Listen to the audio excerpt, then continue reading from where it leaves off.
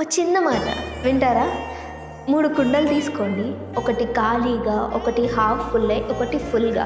ఈ 3 పట్టుకొని నడిచినప్పుడు నీ ఫీలింగ్ ఏంటి? మధ్యలో ఉన్న హాఫ్ ఫిల్ కుండ ఏదైతే ఉంటుందో అది అటు ఇటు కదిలి నిన్ను ఇబ్బందికరంగా ఎప్పుడు కింద పడిపోతాయా వాటర్ అనే విధంగా ఉంటుంది.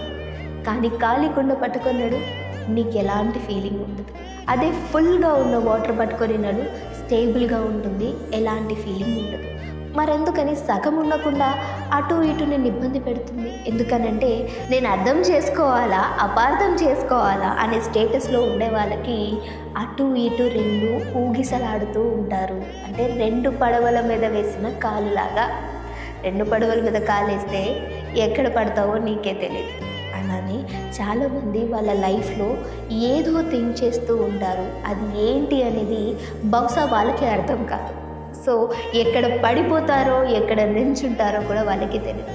లైఫ్లో స్టేబుల్గా ఉండడం నేర్చుకున్నారంటే నీ రిలేషన్షిప్, నీ బాండింగ్ స్టేబుల్గా ఉంటుంది. లేదు అంటే ఎక్కడ పడతావో కూడా నీకే తెలియదు. నీకు అర్థమవుతుంది కదా నేనేం చెప్తున్నాను? ఖాళీ కుండలాగా ఉంటావా, ఫుల్ అయిన కుండలాగా ఉంటారా, ఈ సగం కుండలాగా ఉంటావా? డిసైడ్ చేసుకో.